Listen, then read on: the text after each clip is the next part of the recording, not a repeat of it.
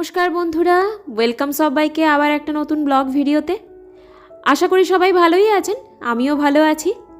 আগের পার্টে আমি শেয়ার করেছিলাম সকাল থেকে যেভাবে আমি বড়ি দেওয়ার প্রস্তুতি নিয়েছিলাম এবং বড়িও দিয়েছিলাম। আজকে তার সেকেন্ড পার্ট। বড়ি দেওয়াটাই শেষ কথা নয়, তারপরও আরও অনেক কাজ থাকে। মানে বড়িটা ঠিকমতো রোদে শুকোচ্ছে কি না, তারপর যে পাত্রে দেওয়া হয়েছে সেখান থেকে বড়িটাকে তোলা, বড়িটাকে ভালো করে রোদ দেওয়া যাতে মাসের পর মাস এমনকি বছর পর্যন্ত সংরক্ষণ করা যায়। তাছাড়া যে পাত্র ব্যবহার করা হয়েছিল বড়ি দেওয়ার জন্য সেগুলোতে তো কিছু পরিমাণ ব্যাটার লেগেই থাকে, বাতাস লেগে সেগুলো শুকিয়ে যায়, তো সেগুলো ভালো করে ধুয়ে মুছে রাখা এটাও একটা কাজ। তাছাড়া যেহেতু আমরা গৃহবধূ, এইগুলো তো আমাদের মেন কাজ নয়, সংসারের মূল কাজ হলোই আগে রান্নাবান্না খাওয়া দাওয়া। তাছাড়া ঘর পরিষ্কার, বাসন মাজা, জামা কাপড় কাচা এগুলো তো কমন ব্যাপার, এগুলো থাকবেই। তো সেইগুলোর দিকে আগেই মনোযোগ দিতে হবে। তো আমি ছাদ থেকে চলে এসেছি নিচে, রান্নাঘরেই প্রথমে এসেছি। এসে আমি বড়ি দেওয়ার জন্য যে জিনিসগুলো ব্যবহার করেছিলাম সেগুলোকে আগে জলে ভিজিয়ে রাখলাম, যাতে আমি পরে মেজে নিতে পারবো ভালোভাবে। আর জলে ভিজিয়ে রাখলে কি হবে, ওগুলো তাড়াতাড়ি একটুখানি নরম হয়ে যাবে, তাহলে খুব ইজিলি আমি ওগুলো মেজে পরিষ্কার করে নিতে পারবো। তারপরে যে মশলাপাতিগুলো নিয়ে গেছিলাম সেগুলোকেও জায়গা মতো আমি রেখে দিলাম। তারপর চলে যাব সবজি কাটাকাটি করে একবারে রান্নাবান্নার কাজে, কারণ এখন প্রায় 11:30 মতো বাজে। এরপর দেরি করলে রান্না করে উঠতে উঠতে প্রায় 3টে মতো বেজে যাবে, আর তখন খেতেও অনেক দেরি হয়ে যাবে, আর সেটা করলে তো হবে না। তাই জন্য সরাসরি রান্নাবান্নার কাজে চলে যাব। আর তার আগে আমি বাসনপত্রগুলো মেজে নিই, কারণ বেসিনে অনেক বাসন জমা হয়ে গেছে, সকালে যে খাওয়া দাওয়া হয়েছে সেই সবের বাসনপত্র, তাছাড়া এখনের যে বাসনপত্র, তাই জন্য আগে আমি সব মেজে পরিষ্কার করে নিলাম। রান্না করার সময় আমি সবসময় কি করি, আগে ভাতটা বসিয়ে দিয়ে সবজিপাতি কাটাকাটি করি। তাহলে কি হয়, একই সময়ের মধ্যে আমার দুটো কাজ হয়ে যায়। আর আমি রান্না করতে যতটা টাইম লাগাই, এইভাবে না করলে আরও যে কত দেরি হতো তার ঠিক থাকে না। চেষ্টা করি একটু ম্যানেজ করে করার, যাতে সময়টাও কম লাগে অথচ আমার কাজগুলো হয়ে যায়। আর সবসময় তো আমি চাল ভিজিয়েই রাখি, ওই জন্য ভাতের হাঁড়িটা জল দিয়ে বসিয়ে চাল দিয়ে তাতে আমি কুমড়ো কেটে দিয়ে দিলাম। মানে আজকে কুমড়ো ভাতে হবে, আর হবে সাথে ওলকপি টমেটো দিয়ে নিরামিষ টক, আর পেঁপে আলু দিয়ে একটা সবজি, ওতে ছোলাও পড়বে। এই যে নিরামিষ টকটা হয়, এটাতে ওই যে মশলা বড়ি দিয়েছি, ওই বড়ি পড়লে টকের টেস্টটা আরও দারুণ হয়ে যেত। এই টকে যেহেতু টমেটো বেশি করে দিই, ওই জন্য টকে অন্য কিছু না দিলেও হয়, মানে টক জাতীয় জিনিস যেমন লেবু বা শুকনো আম, যাকে আমরা আমচুর বলি। তবে আমি আরেকটু বেশি টক খাই, ওই জন্য একটা গোটা আমচুরের হাফটা কেটে এই টকে আমি দিই। তো ওই রেসিপিটা আমি আজকে শেয়ার করব, কারণ এটা খেতে আমাদের খুবই ভালো লাগে। আমি একবার তো বানিয়েছিলাম, একবার বানিয়ে দেওয়ার পর সামন্তবাবু এখন যখন তখনই ওলকপি নিয়ে চলে আসে আর বলে আজকে টক হয়ে যাক। তাই জন্য ভাবলাম রেসিপিটা আপনাদের সাথেও শেয়ার করি, যদি কখনো আপনাদের উপকারে আসে। কারণ আমি ইউটিউব ঘেটে দেখলাম এই নিরামিষ ওলকপি টকের রেসিপি নেই, তাই ভাবলাম এই রেসিপিটা যদি আপনাদের সাথে শেয়ার করি, আপনাদেরও যদি কাজে লাগে তাহলে উপকৃত হব। আর আমার সবজিপাতি কাটা হয়ে গেছে, আর পেঁপে আলু এগুলোও কেটে নিচ্ছি। এরপর ভাতটাও আমার হয়ে গেছে, দিয়ে টকটা বসাবো। এই টকটা রান্না করা খুবই সহজ। টক রান্না করার জন্য প্রথমে আমি গ্যাসে ওভেনে কড়াই বসিয়ে কড়াই গরম হতে তেল দিয়ে দিয়েছি, তেলটা গরম হতে লঙ্কা চিড়ে দিয়ে দিয়েছি, লঙ্কা একটু ভাজা ভাজা হতে দিয়ে দিলাম পাঁচফোড়ন লঙ্কা, এগুলো সবই ভাজা হয়ে গেলে দিয়ে দিলাম ওই তেলে ওলকপিটা একটু কিছুক্ষণ নাড়াচাড়া করে ভালো করে ভাজা করে নেবো। দিয়ে ওলকপি ভাজা হয়ে গেলে সেই ভাজা ওলকপিতেই দিয়ে দেবো একটু টমেটো, যেটা আমি কুচিয়ে রেখেছিলাম, প্রায় 2 পিস মতো টমেটো দিয়েছি, আর ওলকপিও আমার 2 পিস ছিল। টমেটোটা বেশি করে দিয়েছি যাতে আমাকে ওই আম শুকনো কম দিতে হয়, আর টমেটোর টকটাই ভালো করে পাই। আসলে শীতে তো টক বেশি খাওয়া যায় না, অল্প টকই প্রয়োজন হয়, তো তার জন্যই টমেটো দিয়ে সেই টকটা টকের স্বাদটা পাওয়ার চেষ্টা করা আর কি।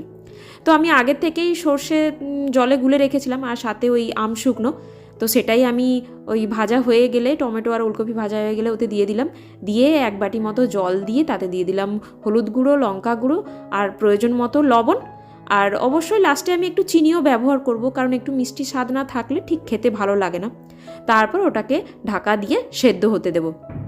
এদিকে টক হচ্ছে, আমি চলে এলাম আর একবার ছাদে।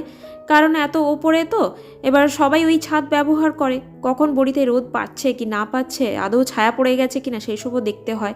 তাছাড়া বড়িটা কি কন্ডিশনে আছে, অনেক সময় হয় এখানে কাঠবেড়ালি বড্ড ঘোরাঘুরি করে, তো ওই জন্য সেগুলো যাতে এসে আমার এই বড়িগুলোতে ঝামেলা না পাকায়, বড়িগুলোর ওপরে আঁচড় না ফেলে, না কামড়ে খেয়ে ফেলে, তো সেগুলো দেখতেও আসা।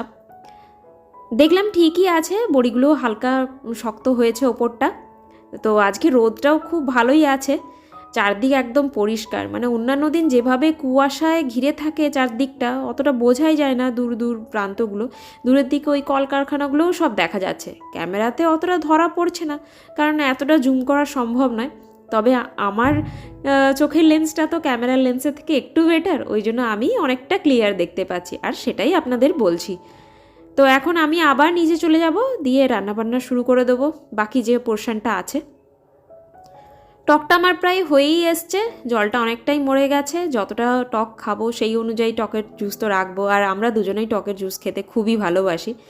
আর ওলকপিটাও দেখলাম সেদ্ধ হয়ে গেছে, তো এবার এটাকে নামিয়ে নেব, আর একটু জলটা মরতে দিয়ে এটাকে নামিয়ে নেব। দুপুরের খাওয়া দাওয়াও আমাদের হয়ে গেছে, আর এখন বিকেল হয়ে গেছে, তাই আমি ছাদ থেকে সব বড়িগুলো নিচে নামিয়ে নিয়ে চলে এসেছি। আর দেখলাম বড়িগুলো আস্তে আস্তে উঠেও যাচ্ছে, মানে বড়িগুলো মোটামুটি কিছু বড়ি খুব ভালো শুকিয়েছে, এই জন্য উঠে গেছে। তো যেগুলো ভালো শুকোয়নি সেগুলো জোর করে তুলতে গেলেই পেছনটা লেগে যাচ্ছে বা পেছনটা ভেঙে যাচ্ছে, প্লেনভাবে উঠছে না। আর যেটা ভালো শুকিয়েছে সেটা একটুখানি টোকা মারলেই কিন্তু ওটা খুব খসে পড়ছে একদম।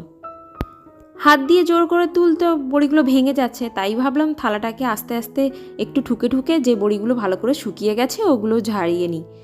তো তাই জন্যই আমি থালাগুলোকে ঠুকে ঠুকে যে বড়িগুলো ভালো শুকিয়ে গেছে সেগুলোকে ছাড়িয়ে নিচ্ছি, দিয়ে ওগুলো আলাদা একটা থালাতে রাখবো। আর বড়ি যেগুলো শুকিয়ে গেছে সেগুলো আর লাল হওয়ারও কোনো চান্স নেই, আর খুব হালকাই হয়েছে বড়িগুলো, সেটা আমি বুঝতেই পারছি।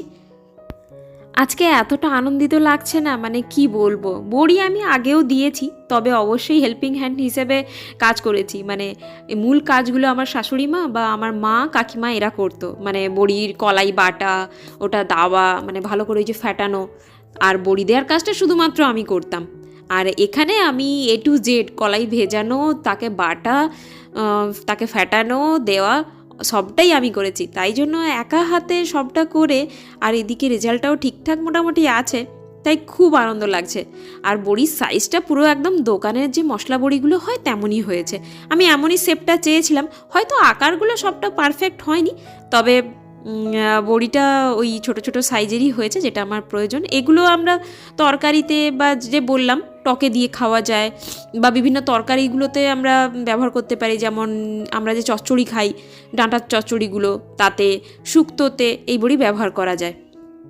যেই হোক, এখন এগুলো আমি এক সাইড করে রেখে দেবো, কারণ আবার কালকে রোদে দিতে হবে এগুলো, এখন কন্টিনিউ 3-4 দিন ভালো করে রোদে দিতে হবে, নয়তো এগুলো ভালো করে না শুকালে এগুলো তুলতেও অসুবিধে হবে, আর এরকমই কন্ডিশনে থেকে যাবে। সন্ধে হতে এখনও কিছুটা সময় বাকি আছে, আর সামন্তবাবুও ঘুম থেকে ওঠেনি, তাই ভাবলাম সন্ধে হওয়ার আগে কিছু পেন্ডিং কাজ আছে সেগুলো সেরে নিই। ওর একটা প্যান্টে বোতাম লাগানোর ছিল, তো সেটাই লাগাতে বসে গেছি সুতো নিয়ে। এই বোতাম লাগানোর কাজ আগে কখনো করিনি, তো করিনি বলে এখন করব না এমনটা তো হয় না, করতে তো হবেই।